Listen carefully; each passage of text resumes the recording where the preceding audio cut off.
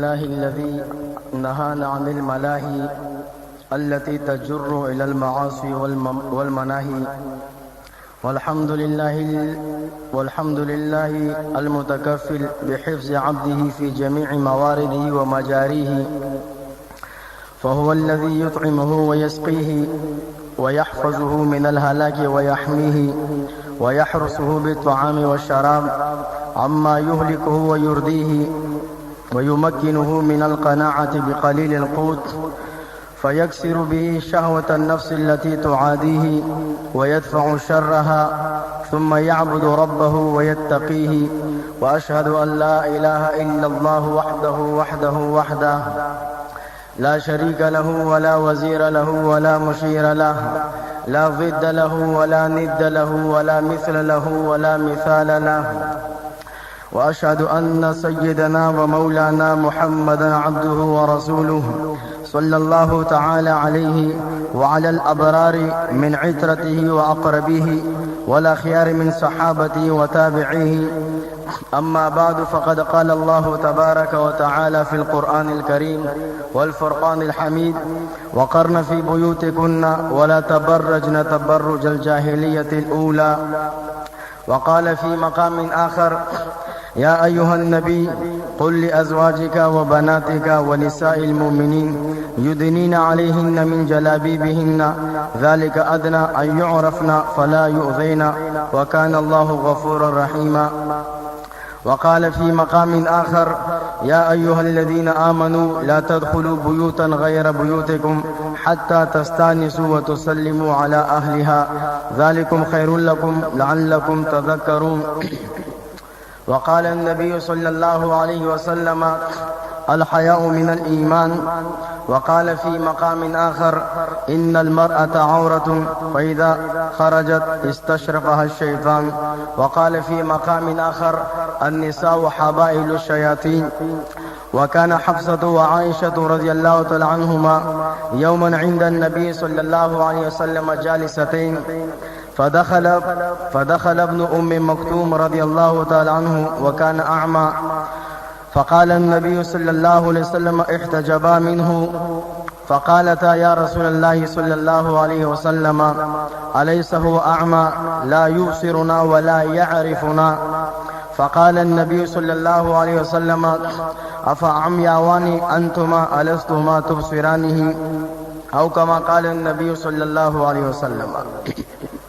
میرے دوستو و بزرگوں، پچھلے جمعے کو بھی اللہ کے ایک عظیم حکم، جو حکم نہ سنت ہے نہ سنت مؤکدہ ہے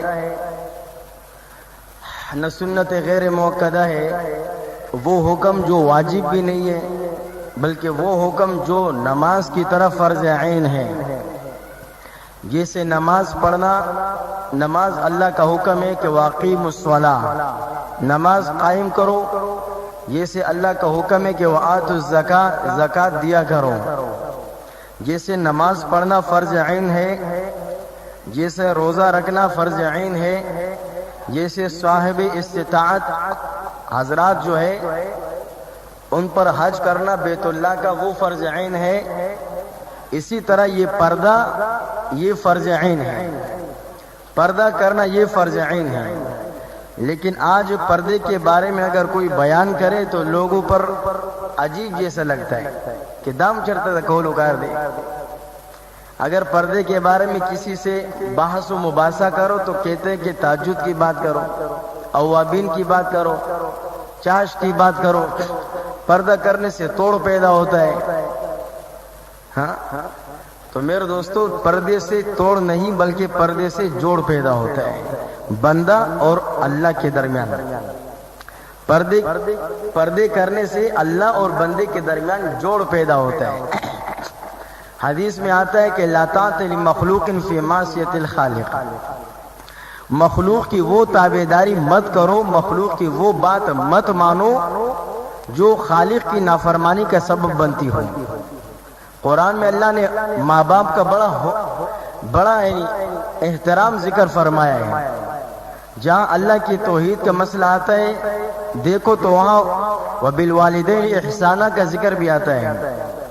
ماں باپ کے بارے میں بڑا عظیم حکم ہے کہ ان کی عزت کیا کرو، ان کا ادب و احترام کیا کرو. لیکن یہی ماں یہی باپ اگر اللہ کے مقابلے میں اتر آئے تو پھر حکم یہ کہ لا طاعۃ لمخلوق فی معصیۃ الخالق. پھر ماں کا نہیں ماننا، پھر باپ کا نہیں ماننا.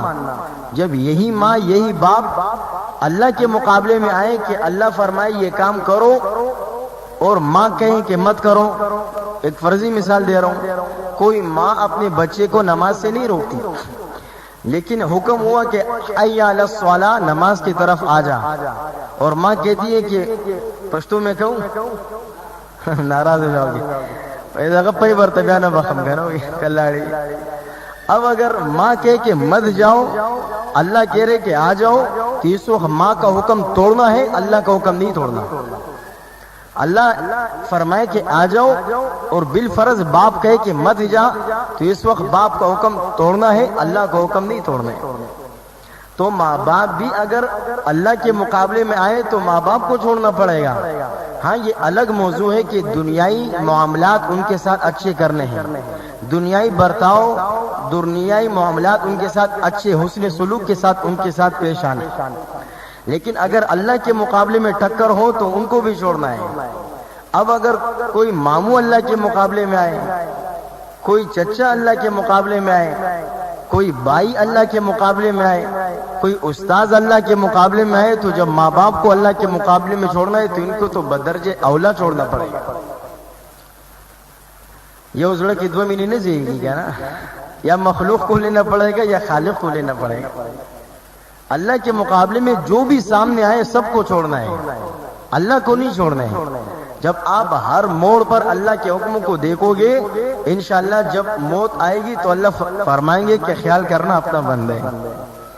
جب آپ ہر موڑ پر اللہ کے حکم کو دیکھو گے، جب نزع کی کیفیت شروع ہو جائے گی تو اللہ فرمائیں گے کہ خیال کرنا اپنا بندہ ہے. سلام السلام علیکم یا ولی اللہ. فرشتے بھی سلام کریں گے کہ اے اللہ کے دوست تجھ پر سلام. تو ہر موڑ پر اللہ کے حکم کو دیکھنے والا تھا، تجھ پر سلام. لیکن آج مجھ پر جو گزری وہ کہہ رہا ہوں. آج اگر آپ شرعی پردہ شروع کرو تو لوگ کہتے ہیں پشتو میں دد زڑا خراب نہیں. ہاں یہ جو گزر چکی ہے وہ سنا رہا ہوں آپ کو. آج اگر آپ اللہ کے حکموں کو زندہ کرو، شرعی پردے پر عمل کرنا شروع کرو، کہتے دو سرانگی مولانا. ابھی تک کتنے مولوی گزرے ہیں، کسی نے یہ کام نہیں کیا، یہ نئے مولوی آئے ہیں. هذه من الجدد، هذه العلماء، هؤلاء العلماء من الجدد. یہ تو نئے نئے علماء میں سے ہیں. پہلے تو یہ باتیں ہم نے نہیں سنی تھی، ہمارے آباء و اجداد تو اس طرح نہیں کیا کرتے تھے. یہ کیسے لوگ ہیں جو کہتے کہ اس سے پردہ کرو، اس سے پردہ کرو؟ ابھی تک تو یہ باتیں نہیں ہوئی. تو وہ کہتے ہیں کہ ان کا دل خراب ہوگا اس لیے یہ پردہ کرتے ہیں. تو میں عرض کرتا ہوں کہ جو حضرات یہ کہتے ہیں کہ ان کا دل خراب ہوگا وہ توبہ کریں، کیونکہ جو شرعی پردہ کر نہیں سکتے مجبور ہے، کم از کم اس کو گناہ تو سمجھیں. کم از کم ان کے دل میں یہ احساس تو ہو کہ ہم سے گناہ ہو رہا ہے، اللہ ہمیں معاف کرے. کم از کم اس کو گناہ تو سمجھنا چاہیے نا. اب ہم چوری ہم سینہ زوری ہو، گناہ بھی ہو رہے، اس کو گناہ بھی نہیں سمجھا جا رہا، تو گناہ کو گناہ نہ سمجھنا یہ کفر ہو جاتا ہے. دارالفتہ میں پھر جا کے پوچھیے، گناہ کو گناہ ہی نہ سمجھنا، یہ پھر انسان کسی اور طرف چلا جاتا ہے. کم از کم جو بہنیں، جو میرے بھائی شرعی پردہ نہیں کر سکتے، کم از کم احساس تو ہونا چاہیے دل میں کہ ہم سے گناہ ہو رہا ہے، اللہ ہمیں معاف کر دے. مسلمان کے دل میں کم از کم یہ تو ہونا چاہیے. اب وہ چوری بھی کر رہے، سینہ زوری بھی کر رہے. یہ دو سرنگی مولا دا نئے مولا راغلے دا واللہ شی ہر سی رحمانی خراب نہیں.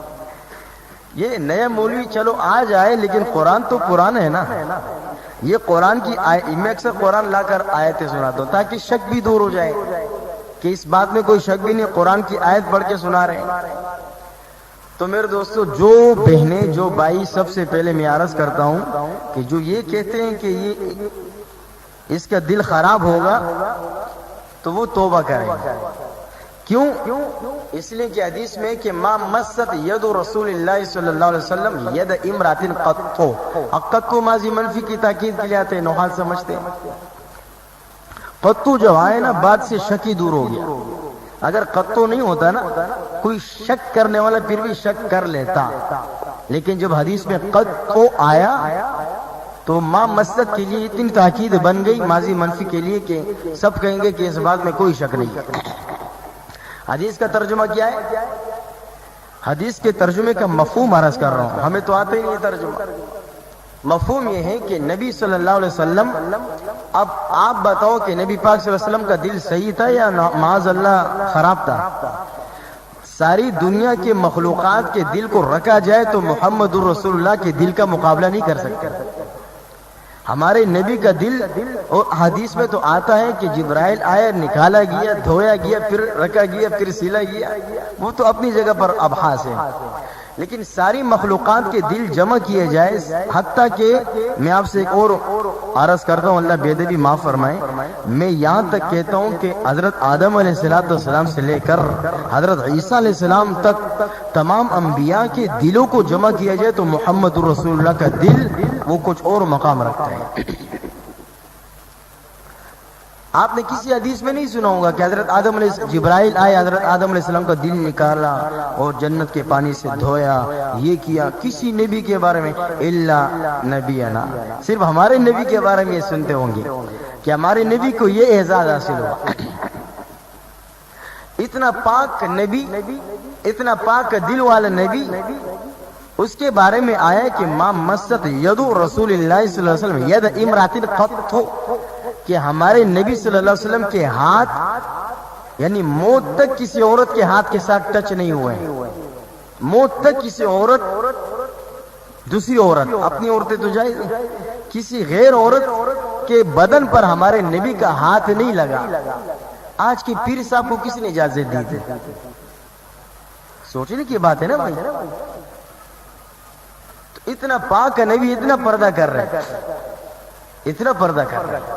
اور ایک حدیث میں ہے کہ نبی پاک صلی اللہ علیہ وسلم بیعت، یہ سنت ہے. اب پردہ لگا ہوا ہے، عورتیں بیعت کرنے آتی ہیں، عورتیں بیعت کرنے آتی ہے تو طریقہ مختلف طریقے ہوتے تھے، رسی پکڑ کر یا تو اب ایک عورت پردے کے اس پار بیٹھی ہے، نبی پاک صلی اللہ علیہ وسلم اب بیعت ہو رہے. اب بیعت کے دوران وہ عورت اتنی جوش میں آئی، اتنے جلال میں آئی، اتنی محبت میں آئی کہ اس نے سوچا کہ یہ نبی تو ہمارے باپ ہے، یہ ہمارے روحانی باپ ہے. اب محبت میں آ کر اس عورت نے پردے سے ہاتھ کو باہر نکالا تاکہ میں اپنے نبی سے ہاتھ ملاؤں. اب جیسے اس عورت نے ہاتھ نکالا تو نبی پاک نے فرمایا اے عائشہ جلدی آ جا اور اس عورت سے کہہ دو کہ جس طرح اس نے اپنے باقی وجود کو مجھ سے چھپایا ہوا ہے تو اس کو کہہ دو کہ اپنا ہاتھ بھی مجھ محمد سے چھپا لے. مجھ محمد کو کسی عورت کے ہاتھ دیکھنے کی اجازت نہیں. اب جو حضرات یہ کہتے ہیں کہ جو شرعی پردہ کرتے ہیں ان کا دل خراب ہے، تو یہ اعتراض تو نبی پاک تک پہنچ گیا کہ جو پردہ کرنے والے ہیں ان کا دل خراب ہوتا ہے تو معاذ اللہ نبی کا دل خراب ہے. اب جس کا یہ عقیدہ ہو کہ نبی کا دل خراب ہے وہ تو مسلمان ہی نہ رہا، ضد مسلمان نہ بولا دعوت ولایت کی. تو سب سے پہلی بات، چونکہ یہاں پر اصلاحی باتیں ہوتی ہے، بیانات نہیں ہوتے. جامع مسجد محمدی بوانی چالی کے اندر کوئی مقرر نہیں بیٹھتے، ایک خادم قرآن ایک طالب قرآن آ کر اصلاحی بات کرتے. بیانات سننے ہو تو ارد گرد ماشاءاللہ بڑی مساجد ہے، وہاں جاؤ. یہاں بیان ہوتے ہی نہیں ہے، یہاں اصلاحی باتیں ہوتی ہیں کہ ہماری زندگی بن جائے، ہماری قبر بن جائے، ہماری آخرت بن جائے، ہماری برزخ بن جائے. یہاں نعرے مارے کا کام نہیں ہوتے، جھنڈیاں اٹھانے کا. یہاں سیدھا سادہ کام، قرآن حدیث اصلاحی باتیں. بیان آپ سے پہلے عرض کیا تھا کہ نہیں آتے. تو سب سے پہلے تو وہ بہنیں، وہ بھائی توبہ کرے جو ابھی تک یہ سمجھتے تھے کہ جو شرعی پردہ کرتے ہیں ان کا دل خراب ہوتا ہے. سمجھ میں آ رہے بات؟ تو سب سے پہلے وہ حضرات توبہ کریں. توبہ کریں گے نا وہ انشاءاللہ. ذاکر بھائی بھی اچھے بات کو پھیلاتے رہتے، پہنچتے رہتے. دوسری بات یہ عرض کرنی ہے پچھلے جمعے میں جب بیان ہوا تو ہفتے کے دوران ایک اردو والے ساتھی آئے، ماشاءاللہ کتنے فکرمند ساتھی. ہم تو سب کو ایک نگاہ سے دیکھتے، یہ نہیں کہ یہ پٹھان ہے اس کو محبت سے دیکھو، وہ کوئی اردو والے اس کو کوئی دور سے دیکھو، نہیں، سب مومن سب بھائی ہے نا. ایک اردو والے بھائی آئے، فیکٹری میں کام کرنے والے تھے. اس نے پوچھا کہ یہ جو پردے کے آیات آپ نے پڑھی اور پردے کے جو احکام آپ نے بیان کیے، تو ہم 4 بھائی ہیں، ہم ایک گھر کے اندر پردہ کس طرح کریں؟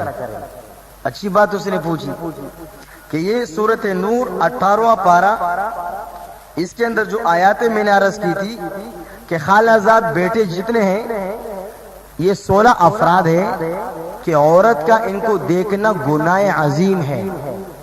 عورت کا ان یعنی ہر وہ مرد جس مرد کا اس عورت کے ساتھ نکاح جائز ہوتا ہو، یہ تو اجمال ہے. بعد میں تفسیر دی اور ہمارے شیخ القرآن کیا فرماتے؟ اجمال تفسیر چی موافق شید اجمال بدی کی جمال. قول دے شیخ القرآن. یہ تو اجمالی بات ہے. کسی سے پوچھو پردہ کس سے فرض ہے، کہتے جس کے ساتھ نکاح ہوتا ہو زندگی میں کبھی بھی اس سے پردہ فرض عین ہے. عورت کا اس مرد کو دیکھنا یہ زنا کے حکم میں. وَزِنَاهُمَا النَّظَرُ الْعَيْنَانِ تَزْنِيَانِ، آنکھیں زنا کرتی ہے. وَزِنَاهُمَا النَّظَرُ، آنکھوں کا زنا کیا ہے؟ وہ دیکھنا ہے. ہاتھوں کا زنا آپ بخاری میں پڑھتے کیا ہے؟ تو اس بھائی نے یہ پوچھا کہ بھائی ہم تو 4 بھائی ہیں، ایک ہی گھر میں رہتے ہیں، اب بھابھی ہے، اب ہم کس طرح شرعی پردہ کریں؟ اس نے کہا اللہ ان سے راضی ہو جائے، ابھی تک آئے نہیں، نظر نہیں آ رہے. اس نے کہا کہ آج سے میرا عزم ہے میں شرعی پردہ کروں گا. یہ بھی بڑی بات ہے. آپ کی بات سے کوئی ایک بن گیا، آپ کا کام ہو گیا، آپ کا دھندا لگ گیا. اور چیخیں مارو، جھنڈیاں اٹھاؤ، گلا پھاڑو اور کوئی بھی نہ بنے تو کیا فائدہ ہوا بھائی؟ کسی کی قبر نہیں بنی، کسی کی آخرت نہیں بنی. آج تو لوگ اس مولوی کو پسند کرتے، ناراض نہیں ہونا، جو چیخیں مارتے، اسپیکر بھی پہنتے. تو اصل مقصد یہ اصلاح. اللہ میری بھی اصلاح کرے، آپ کی بھی اصلاح. میں بھی بگڑا ہوا بھائی، میں بھی پٹری سے اتر چکا ہوں، ہم سب ایک کشتی کے سوار ہیں. تو اس بھائی نے پوچھا اب پہلا مسئلہ تو یہ ہے کہ جس کے ساتھ نکاح ہوتا ہو اس کو دیکھنا یہ زنا ہے. آپ کہتے ہو اتنے سخت باتیں ہو رہی ہیں، نماز کی نہیں ہو رہی، تہجد کی نہیں ہو رہی، اوابین کی نہیں ہو رہی. اب بیوی کے بہن چونکہ اس کے ساتھ تو نکاح ہوتا نہیں ہے نا فی الحال، لیکن نکاح کرنے کا آپ کے الفاظ میں کہو چانس تو ہے نا، موقع تو ہے نا. اگر بالفرض اللہ کسی کی بیوی کو جلدی موت نہ دے، ہر سکھ بے خبرگی کو پسو کے ہوئے سو کے نہ ہوئے، اب بالفرض اگر کسی کی بیوی مر جائے تو وہ اپنی بیوی کی بہن کے ساتھ نکاح کر سکتا ہے؟ نہیں کر سکتا. چانس تو ہے نا. یا بالفرض کوئی غصے میں آیا اور اس نے جلال میں آ کر اپنی بیوی کو طلاق دی، تو طلاق کے بعد اپنی بیوی کے جو بہن ہے اس کے ساتھ نکاح کر سکتا ہے؟ نہیں کر سکتا. تو اگرچہ فی الحال اس کی بیوی زندہ ہے، اس وقت تو نکاح نہیں کر سکتا، لیکن چانس تو ہے نا بھائی نکاح کا. لہٰذا اپنی بیوی کی بہن کو دیکھنا بھی زنا کے حکم ہے، وہ بھی گناہ ہے. تو ہر وہ عورت، ہر وہ مرد جس کے ساتھ نکاح ہو سکتا ہو، کبھی بھی ہو سکتا ہو، اس کو دیکھنا گناہ کبیرہ ہے. اور جو گناہ کبیرہ کر کے مر جائے بغیر توبہ کے، اس کو جہنم دیکھنا پڑتا ہے. یہ قاعدہ نوٹ کرو. ہر وہ گناہ کبیرہ جو گناہ کبیرہ کر کے بغیر توبے کے چلا جائے، اس کو جہنم دیکھنی پڑتی ہے. اور جہنم کیا ہے؟ کچھ باتیں میں نے عرض کر دی، بار بار نہیں کہتا ہوں. اب جو بغیر پردے کے چلے جائے دنیا سے تو اس کو جہنم دیکھنا پڑے گا.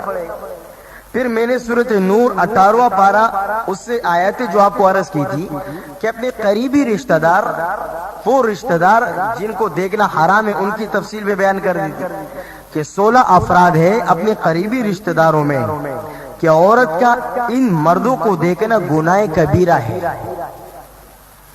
جیسے نماز نہ پڑھنا گناہ کبیرہ، جیسے حج نہ کرنا گناہ کبیرہ، جیسے روزہ نہ رکھنا گناہ کبیرہ، اسی طرح عورتوں کا ان قریبی رشتہ داروں کو دیکھنا گناہ کبیرہ ہے.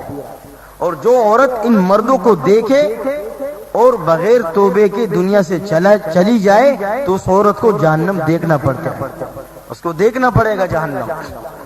ان میں سے میں نے کہا خالہ زاد بیٹے جتنے ہیں، عورت کا اپنے خالہ زاد بیٹوں کو دیکھنا حرام۔ اسی طرح ماموں زاد بیٹے جتنے ہیں، عورت کا اپنے ماموں زاد بیٹوں کو دیکھنا حرام۔ اسی طرح چچا زاد بیٹے وہ جتنے بھی ہیں، عورت کا اپنے چچا زاد بیٹوں کو دیکھنا حرام۔ پھپھی زاد بیٹوں کو دیکھنا حرام، بہنوئی کو دیکھنا حرام، نندوئی یعنی شور کے بہن کا شور جو ہوتا ہے اس کو دیکھنا حرام، اور اپنے شور کا جو بڑا بھائی ہے اس کو دیکھنا حرام، دیور کو دیکھنا حرام، پھپھا کو دیکھنا حرام، خالو کو دیکھنا حرام، شور کا بھتیجے کو یعنی عورت اپنے شور کے بھتیجے کو دیکھ کے یہ دیکھنا حرام، اور عورت اپنے شور کے بھانجے کو دیکھ کے یہ دیکھنا حرام، شور کا پھپھا اس کو دیکھنا یہ حرام، شور کے ماموں کو دیکھنا حرام، شور کے چچے کو دیکھنا حرام۔ یہ 16 افراد تھے کہ ان کو دیکھنا حرام تھا۔ پھر میں نے سورۃ نساء سے وہ آیتیں پڑھی تھی کہ عورت مرد کن کن عورتوں کو دیکھ سکتا ہے، وہ بھی بتا دیا تھا۔ پھر سورۃ 18واں پارہ سورۃ نور کی آیت نمبر 31 سے غالباً اس کے اندر میں نے بیان کیا تھا کہ عورت کون کون سے مردوں کو دیکھ سکتی ہے، وہ ساری تفصیل گزر چکی تھی۔ پشتو میں کہتے ہیں تیرشی ناغہیرشی، یہ باتیں ہو گئی تھی۔ اب اس بھائی نے یہ سوال کیا ہے، ہمارے اردو والے بھائی تھے، اللہ ان سے راضی ہو جائے۔ اس نے کہا کہ میں آج سے تو پردہ کروں گا، لیکن ہم کس طرح پردہ کریں؟ 4 بھائی ہے اور ایک ہی گھر ہے۔ اب پردہ تو وہ کرے گا جو الگ رہتا ہو، جو مستقل الگ رہتا ہو وہ پردہ کر سکتا ہے، لیکن 4 بھائی ہے ایک ہی گھر ہے، کس طرح پردہ ہوگا؟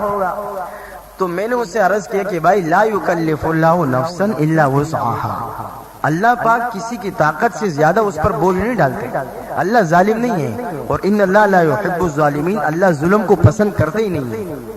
اب اس کا طریقہ علماء نے یہ لکھا ہے کہ جو بالفرض اگر ایک ہی گھر ہو تو 4 بھائی ہیں، وہ گھر میں میٹنگ کریں، وہ گھر میں مشورہ کریں، عورتیں بھی جمع ہو جائے، مرد بھی جمع ہو جائے، مشورہ کرے۔ اور یہ مشورہ ہم نے کس سے سیکھا ہے؟ کہتے ریون والے سے نہیں، یہ ہم نے اللہ سے سیکھا ہے۔ سورہ بقرہ کے اندر اللہ مشورہ کر رہے تھے فرشتوں سے کہ اس طرح انسان پیدا کرنے والا ہو، یہ کرنے والا ہو۔ ریون والوں نے بھی اللہ سے سیکھا ہے، ہم نے بھی اللہ سے سیکھا ہے۔ تو وہ مشورہ کرے کہ بھائی یہ اللہ کا ایک عظیم حکم ہے، اور اس طرح دیکھنا یہ آنکھوں کا زنا ہے، اور جو بغیر توبے کے مر جائے اس کو جہنم جانا پڑے گا، تو یہ تو ہم برباد ہو جائیں گے۔ اب وہ گھر میں مشورہ کرے، میٹنگ کرے، تو وہ پھر آنے کا انداز یہ رکھے کہ جب مطلب بڑا بھائی آئے تو وہ یعنی آواز دے کہ میں آیا ہوں، تو اس کی جتنی بابیاں ہیں وہ سائڈ پر ہو جائے، وہ داخل ہو جائے۔ اب وہ اپنی نظر اتنی اٹھائے جتنی اس کی ضرورت ہے۔ کمرے جانا ہے تو کمرے کی اس انداز میں اپنی آنکھوں کو اٹھائے۔ آپ کے الفاظ میں کہو مجھے تو آتی نہیں، کچن جانے ہے تو اس انداز سے نظروں کو اٹھائے، اور عورتیں اس طرف دیکھے نہیں۔ اسی طرح دوسرا بھائی آتا ہو تو وہ کہ میں آ رہا ہوں، تو وہ باقی بابی سیٹ پر ہو جائے۔ اب وہ اپنے کمرے کی طرف جتنی اس کو نظر اٹھانی ہے اتنی اٹھائے، یہ اس طرف نہ دیکھے، وہ اس طرف نہ دیکھے، تو بات بن جاتی ہے۔ لیکن اگر اس طرح ترتیب نہ ہو پھر مشکل ہو جاتے ہے۔ تو پردہ کرنا بڑا آسان بات ہے، کوئی مشکل بات نہیں ہے، لیکن اللہ تعالی ہمیں عمل کرنے کی توفیق عطا فرمائے۔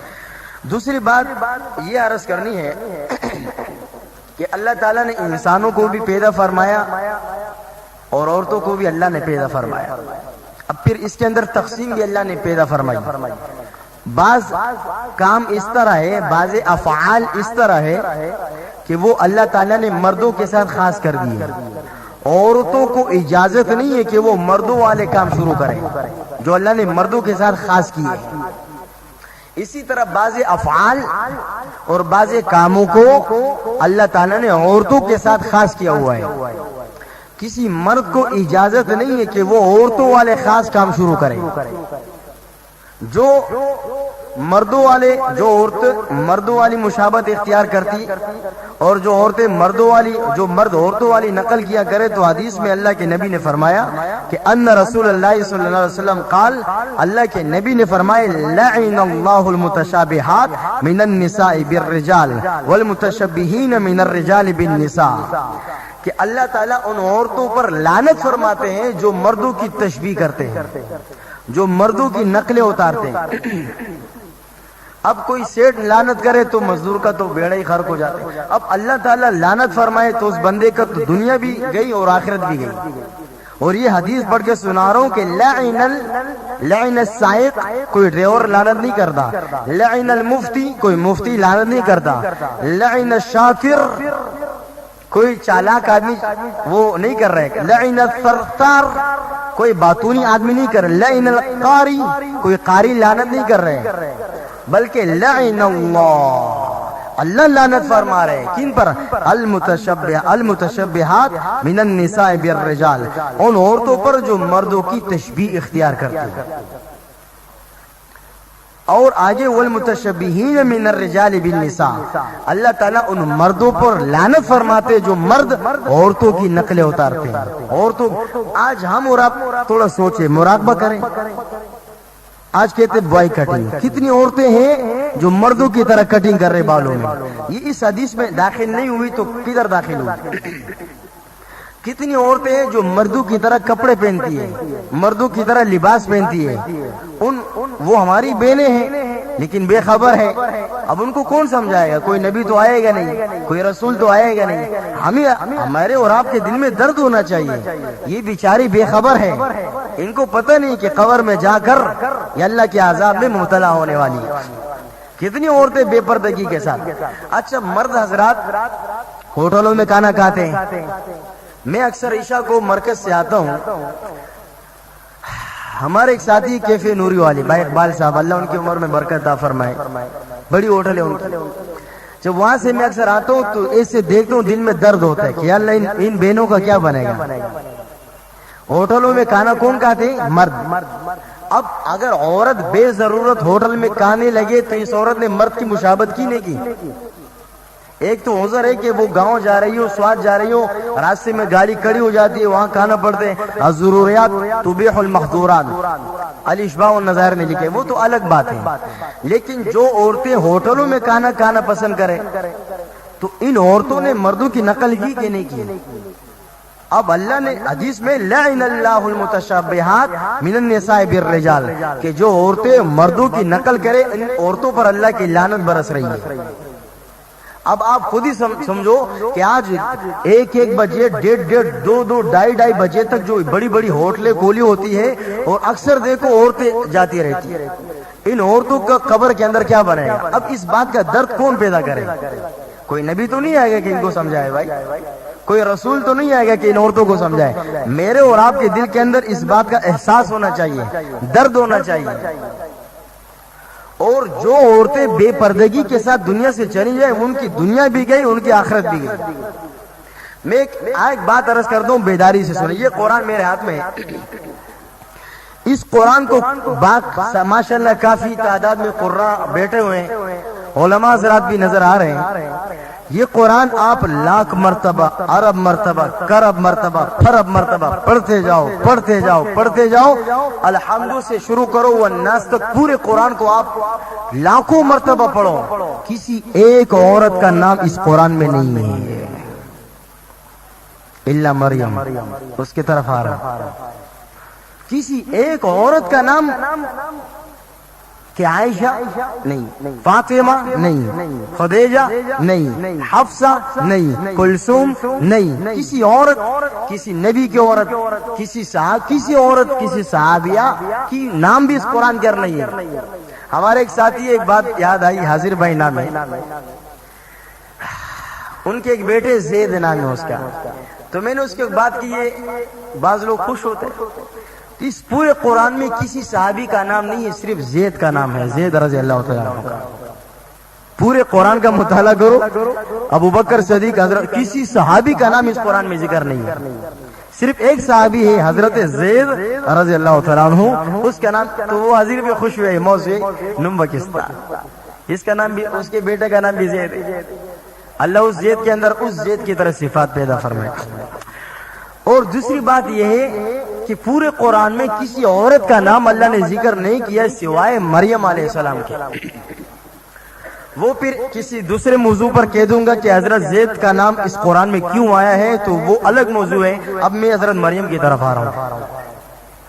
تو حضرت مریم علیہ السلام کا نام قرآن میں ذکر ہے، باقی کسی عورت کا نام قرآن میں نہیں ہے۔ اور توضیح تلوی چھٹے درجے کی کتاب ہے، عجیب اصول فقہ ہے اس کے اندر۔ ہاں وہ جب سامنے آتی ہے تو اصول شاشی بھی بھول جاتی ہے، نور الانوار بھی بھول جاتے ہیں، حسامی بھی بھول جاتی ہے، وہ عجیب کتاب ہے۔ اس کے اندر لکھا ہے کہ فعل الحکیم لا یخلو عن الحکمت، اللہ تعالیٰ حکیم ہے اور حکیم ذات کا کام وہ حکمت سے خالی نہیں ہوتا۔